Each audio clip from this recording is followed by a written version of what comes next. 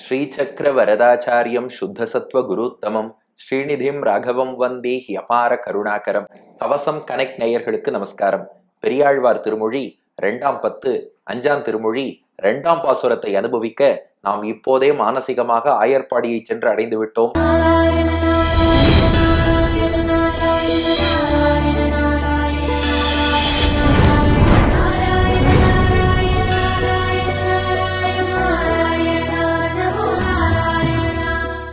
பெரியாழ்வார் யசோதை எதிரிலே குட்டி கண்ணன், அவனை குளிப்பாட்டியாச்சு, அவனுக்கு தலைவாரி விடணும்.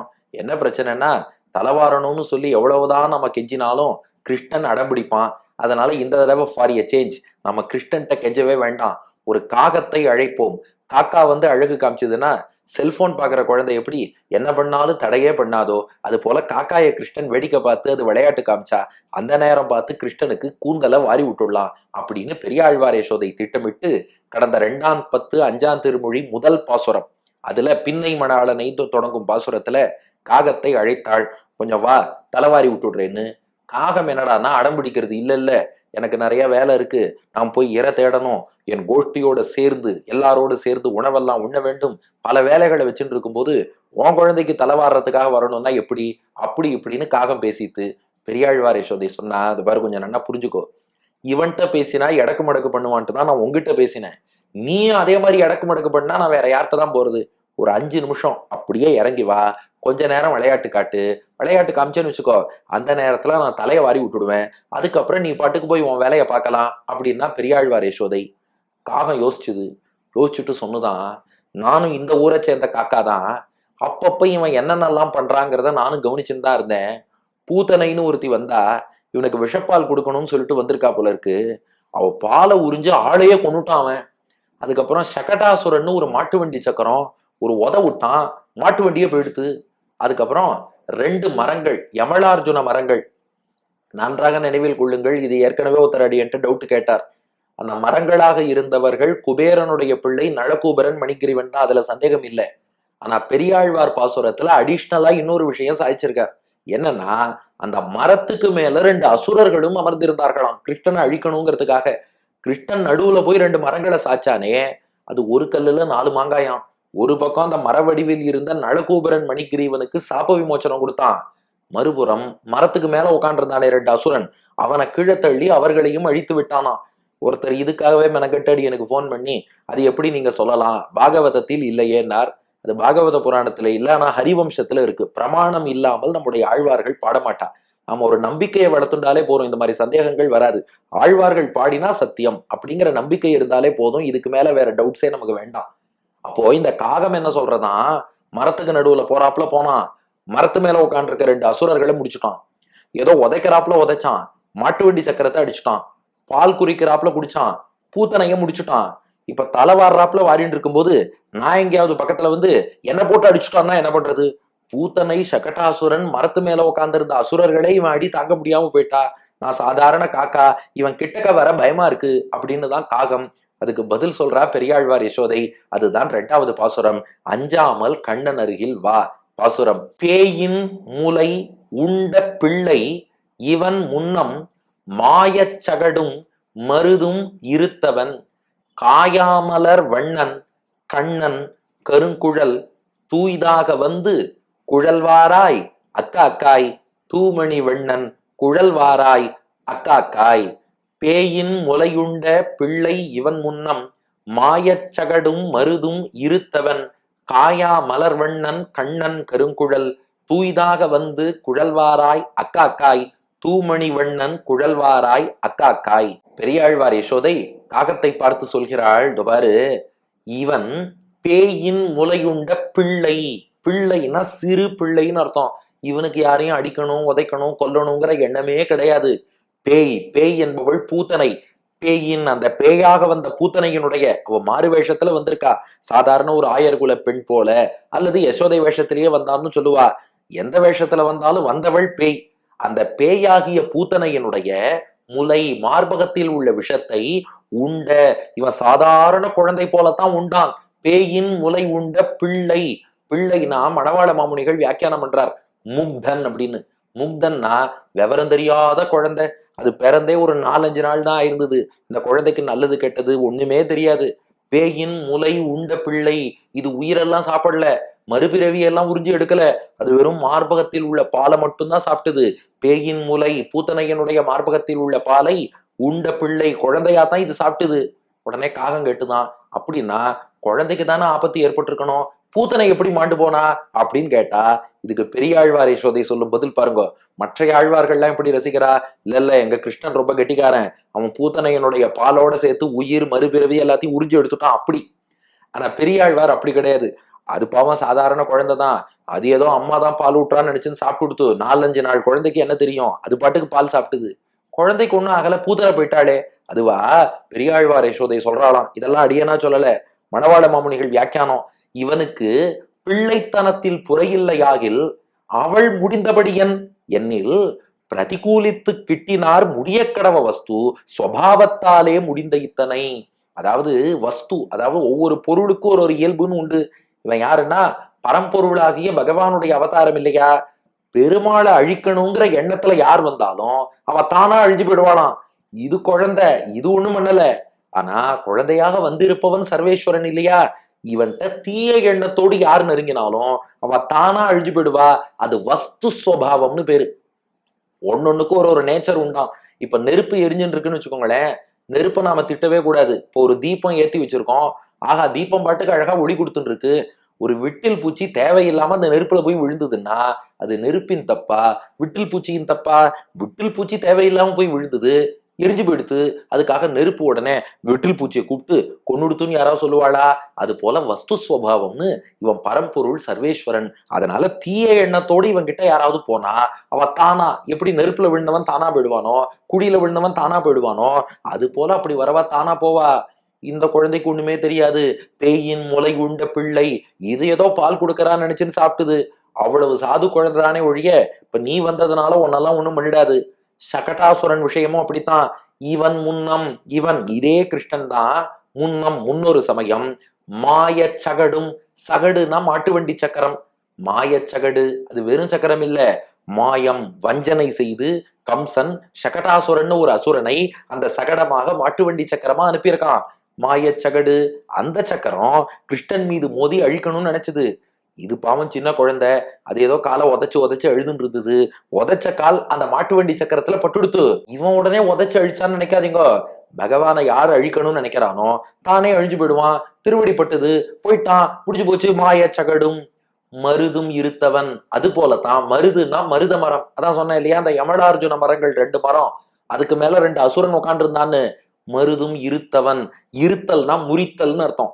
மருதும் அந்த 2 மருத மரங்களையும், இருத்தவன்னா முறித்து சாய்த்தவன், முறித்து சாய்த்து 2 அசுரர்களை தள்ளினான்னா, கிருஷ்ணன் எங்கேயாவது அசுரர்களை தள்ளணும்னு நான் நினைச்சான். அவன் பாவம். பெரியாழ்வார் யசோதை சொல்றா, நான் தான் அந்த குழந்தைய உரலோட கட்டி போட்டுட்டேன். அது பாவம் உரலுக்குள்ள ஒளிச்சு வச்சிருந்த வெண்ணெயெல்லாம் எடுத்து சாப்பிட்டுது. உரல்ல இருந்து வெண்ணெயை சாப்பிட சாப்பிட வயறு பெருத்துட்டே போச்சு. வயறு பெருக்க பெருக்க கயிறு இறுக ஆரம்பிச்சுடுத்து. வயத்தை சுத்தி கயிறு கட்டித்தானே உரலோட கட்டி போட்டிருந்தா, இவன் வெண்ணெயை எடுத்து சாப்பிட்டுட்டே இருக்கான். கயிறு இறுக ஆரம்பிச்சுடுத்து. ஐயோ கயிறு இறுகிறதேன்னு சொல்லிட்டு இழுத்து இழுத்து பார்த்தான். இழுத்தா கயிறு அருந்து போக மாட்டேங்கிறது, உரல் தான் கூட வந்தது. அதனால அந்த கயத்தை அறுத்துன்னு வெளியில வரலாங்கிற ஒரு நப்பாசையில கிருஷ்ணன் அப்படியே உரலை இழுக்க ஆரம்பிச்சான், தவழ ஆரம்பிச்சான். இவன் முன்னே தவழ அந்த கயிறு உரலையும் இழுத்துன்னு பின்னாடி வந்துருத்து. 2 மரங்கள் ரெட்டை ஜோடி மரமா இருந்தது. நடுவுல ஒரு சின்ன இடைவெளி, அதுக்குள்ள கிருஷ்ணன் போனான். கிருஷ்ணன் போறதுக்கு இடம் இருக்கு, கயிறு போறதுக்கு இடம் இருக்கு, போயாச்சு. ஆனா உரல் ரொம்ப பெருசு, மரங்களுக்கு நடுவில் உள்ள இடைவெளியில உரல் போகல. கிருஷ்ணன் கொஞ்சம் இழுத்து பார்த்தான். இவனுக்கு அவ்வளவு தெம்பு கிடையாது, ஆனா அந்த உரல் இருக்கே அது ரொம்ப வலிமையான உரல். அதனால இழுத்த வேகத்துக்கு அந்த உரல் மோதின வேகத்துக்கு என்ன எடுத்துனா 2 மரங்களும் சாஞ்சிடுத்து. மற்றபடி இந்த அப்பாவி குழந்தை இது போய் இங்க பூத்தனையோ சகடாசுரனையோ மர உச்சியில இருக்க அசுரனையோ இதெல்லாம் ஒன்னும் அடிக்காது. பேயின் முலை உண்ட பிள்ளை இவன் முன்னம், இவன் சின்ன பிள்ளை. அவன் கொடுத்த விஷப்பாலை ஏதோ சாப்பிட்டான். சர்வேஸ்வரன் விஷப்பால் ஒண்ணும் பண்ணல. இவனை கொல்லணும்னு நினைச்சு வந்தா அவ போயிட்டா. மாய சகடும், சகடாசுரன் அழிக்கணும்னு நினைச்சு வந்தான், இவன் உதைச்சான். உதைச்சவன் அழியல, இவன் அழிக்கணும்னு நினைச்சதுனால அவன் அழிஞ்சு போயிட்டான். மருதும் இருத்தவன், 2 மருத மரத்து மேல அசுரன் உட்காண்டிருந்தான். உரல் இடிச்சுதோ இல்லையோ, அந்த 2 பேரும் போயிட்டான். எங்க கிருஷ்ணன் ரொம்ப சாது. எவ்வளவு சாது, எவ்வளவு மென்மை தெரியுமா? காயாமலர் வண்ணன் கண்ணன். காயாமலர், காயாம்பூன்னு சொல்லுவா ஆண்டாள் நாச்சியார். பூவை பூன்னு திருப்பாவையில பாடியிருக்கா பாருங்க. அதுவும் இதே காயாம்பூ தானா. இந்த காயாம்பூன்னா ஒரு ஊதா நிறத்துல, இன்னைக்கு இந்த மார்கழி பூ டிசம்பர் பூன்னு சொல்றோம் பாருங்க, அந்த நிறத்துல அது கிடையாது இது. ஏன்னா அந்த டிசம்பர் பூல வாசனை இருக்காது. காயாமலர் கிட்டத்தட்ட அந்த வண்ணத்துல இருக்கும், ஆனா நல்ல வாசனையோடையும் இருக்குமா. அதுதான் கிருஷ்ணனுடைய நிறம். காயாமலர் வண்ணன். ஒரு காயாம்பூ எவ்வளவு மென்மையானதோ அவ்வளவு மென்மையானவன் கண்ணபிரான். அந்த காயாம்பூ எங்கேயாவது போய் ஒரு பேச்சு அடிக்குமா? காயாம்பு போய் மாட்டு சக்கரத்தை உதைக்குமா? காயாம்பு எங்கேயாவது மரத்து மேல உட்காந்துருக்க அசுரனை முறிக்குமா? அதெல்லாம் ஒண்ணும் என்ன தெரியாது. காயாமலர் வண்ணன், காயாமலர் போல கண்கவர் வண்ணம் கொண்டவன் கண்ணன். இந்த இடத்துல கண்ணன்னா எளிமையானவன் அர்த்தம். நம்ம கட்டி போட்டா கட்டுண்டு கிடப்பான். அந்த உரல்ல கட்டுண்டு கிடந்தானே, நானா வந்து அவிழ்த்து விடும் வரை அந்த உரலோடையே தான் கட்டுண்டு கிடந்தான். அதுக்கப்புறம் ரெண்டு மரங்கள்லாம் சாஞ்சு சத்தம் கேட்டு யசோதை வந்து அவிழ்த்து விடும் வரை அப்படி கட்டுண்டு கிடக்கான். இவனா அவனை அடிக்க போறான்? இவனா அவனுக்கு தீங்கிழைக்க போறான்? அதெல்லாம் ஒண்ணும் பண்ண மாட்டான். அவனுடைய கருங்குழல் வர வேண்டாமா? வந்து பார்த்தேன்னா உனக்கும் தன்னுடைய காயாமலர் வண்ணத்தை காட்டுவான், தன் எளிமை உள்ளிட்ட குணங்களை காட்டுவான். காயாமலர் வண்ணன்கிறது பகவானுடைய திருமேனி அழகு. கண்ணன் எளிமையானவன்கிறது அவனுடைய கல்யாண குணம். அந்த அழகையும் குணத்தையும் நீ அனுபவிக்கணும்னா வா. அவனுடைய கருங்குழல், அவனுடைய கேசம், அந்த கூந்தல் எப்படி இருக்குன்னா கருங்குழல், கருப்பா இருக்கு. இங்க மணவாள மாமுனிகள் வியாக்கியானம் பண்ணார், கிருஷ்ணன் திருமேனி வண்ணத்துக்கு கூட காயாம்பூன்னு ஒரு உதாரணத்தை சொல்லலாம். ஆனா அவனுடைய குழல் இருக்கே அவ்வளவு அழகாம். இந்த ஹேர் லாக்ஸ், ஹேர் ஸ்டைல் அவ்வளவு சூப்பரா இருக்குமா. அதுக்கு என்ன உதாரணம் சொல்றதுன்னு பெரியாழ்வார் யசோதைக்கே தெரியாம, கருங்குழல் கருப்பா இருக்கும்னு வச்சுக்கோ, அதுக்கு என்ன உதாரணம் சொல்ல முடியும்னே தெரியல. அப்படிப்பட்ட அழகான கூந்தல். அதை தூய்தாக வந்து குழல்வாராய் அக்காக்காய். இந்த இடத்துல தூய்தாக நான் தூய்மைன்னு அர்த்தம் இல்ல, நல்ல முறையில் அழகாக படிய வாரும்படியாக அழகா. மணவாள மாமுனிகள் வியாக்கியானம் பண்றார், அழகழகாக. அழகழகாகன்னு, அழகு அழகுன்னா ஒவ்வொரு பகுதியா தனியா அப்படியே அழகா பின்னி அதை கொண்ட போடணுமா. அப்படி அழகா பின்னணும், அதுதான் தூய்தாக. சில இடத்துல சொல்லுவோம் இல்லையா, சில காரியத்தை கிளீனா பண்ணிட்டாருமோ. கிளீனா பண்ணாருன்னா சுத்தம்னு மட்டும் அர்த்தம் இல்ல, பர்ஃபெக்டா பண்ணிட்டாருன்னு அர்த்தம். அது போல தூய்தாக பர்ஃபெக்டா அவனுக்கு தலை வரணும். அதற்கு வந்து குழல்வாராய் அக்காக்காய். காகமே, அப்படியே நீ கொஞ்சம் வந்துட்டேன்னு வச்சுக்கோயேன், அழகா அந்த கூந்தலை வாரி விட்டுடலாம். வந்து குழல் வாராய், அவனுடைய குழல் வாருவதற்கு உதவியாக நீ வருவாயாக. அக்காக்காய், ஏ காகமே வா. தூமணி வண்ணன் குழல் வாராய் அக்காக்காய். நீ தூரத்துல இருந்து பார்க்கும்போது அவன் காயாமலர் வண்ணனா தெரியுமா? கொஞ்சம் கிட்டக்க வந்து பாரு. தூமணி வண்ணன். மணினா ரத்னம், இந்திரநீல கல்லுன்னு அர்த்தம். இந்திரநீல கல் என்பது அப்படியே நீல வண்ணத்துல படபட படபடன்னு டால் அடிச்சு ஜொலிக்கும். தூனா தூய்மையானன்னு அர்த்தம். தூ மணி வண்ணன், ஒரு தூய்மையான இந்திரநீல கல். அது எப்படி பிரகாசிக்குமோ, இதத்தான் சுவாமி தேசிகன் கோபால விம்சதியில ஹரிநீல ஷிலா விபங்க நீலாகார். ஒரு இந்திரநீல கல்லை எடுத்து அதை உடைத்தால் அதன் உட்புறம் எப்படி பிரகாசிக்குமோ அப்படி பிரகாசிப்பான். தூரக்கேந்து பார்த்தா ஏதோ காயாம்பூவோ அப்படின்னு தோணுமா. நீ மட்டும் கிட்டக்க இறங்கி வந்து பாரு. தூமணி வண்ணன், ஒரு தூய்மையான அழுக்கே ஏறாத இந்திரநீல கல் போல பிரகாசிக்க கூடியவன், தூய மணி போல் வண்ணம் கொண்டவன், தூமணி வண்ணன். அவன் குழல்வாராய் அக்காக்காய். அந்த தூய மணிக்கு மேல அல்லது ஒரு காயாமலருக்கு மேல கருத்த கூந்தல் இருந்தா எவ்வளவு அழகா இருக்கும். அதை நல்லா வாரி விடணும் இல்லையா. அதை வாருவதற்கு வா அக்காக்காயின்னு காகத்தை அழைப்பதுதான் இரண்டாவது பாசுரம். பேயின் மூளை உண்ட பிள்ளை இவன் முன்னம் மாயச்சகடும் மருதும் இருத்தவன்.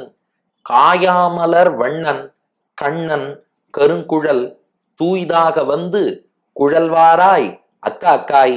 தூமணி வண்ணன் குழல்வாராய் அக்காக்காய். பேயின் முலையுண்ட பிள்ளை இவன் முன்னம் மாயச்சகடும் மருதும் இருத்தவன். காயா மலர்வண்ணன் கண்ணன் கருங்குழல் தூய்தாக வந்து குழல்வாராய் அக்காக்காய். தூமணி வண்ணன் குழல்வாராய் அக்காக்காய். முன்பு பூத்தனையனுடைய விஷப்பாலை உண்டான். ஆனா அவன் சிறு பிள்ளை, அவனுக்கு விவரமே தெரியாது. அவள் இவனை அழிக்கணுங்கிற எண்ணத்துல வந்தா, அதனால போயிட்டா. முன்னொரு சமயம் மாயச்சகடம், மாயத்தோடு வந்த சகடாசுரனை உதைத்தான். அது இவனை அழிக்கணும்னு எண்ணத்தினால அவன் போயிட்டான். மருதும் இருத்தவன், ரெண்டு மருத மரத்தில் இருந்த அசுரர்களை முறித்து சாய்த்தவன். அதுவும் உரல் இடிச்சு போனானே ஒழிய இந்த குழந்தையினால கிடையாது. இவன் சிறு பிள்ளை. அப்ப நீ நல்லெண்ணத்தோடு வந்தா இவன் உனக்கு எந்த தீங்கும் செய்ய மாட்டான்.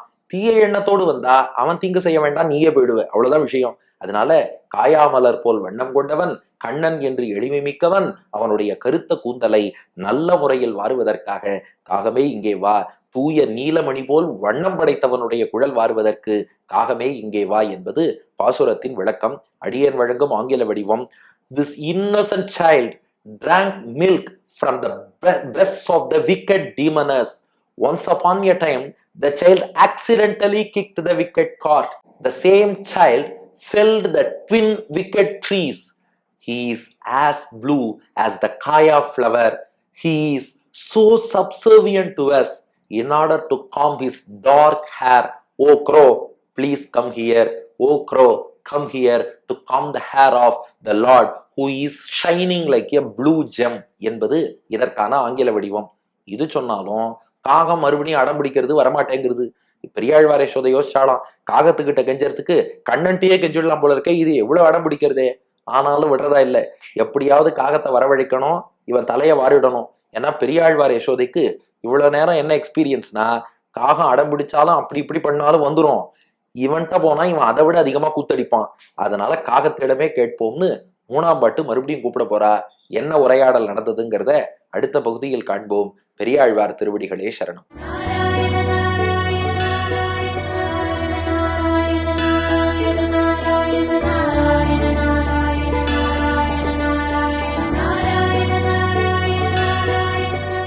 பேயின் முலையுள்ள பிள்ளைவன் முன்னம் மாய ஜகடும் மருதும் இருத்தவ. பேயின் முலையுள்ள பிள்ளைவன் முன்னம் மாய ஜகடும் மருதும் இருத்தவன். காயாமலர் வண்ணர் கண்ணன் கருங்குழல் தூய்தாக வந்து குழல் வாராய் தூமணி வண்ண குழல் வாராய்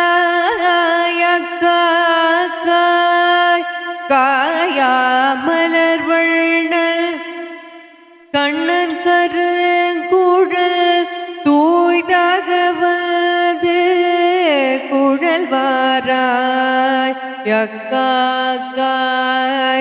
தூமணி வண்ண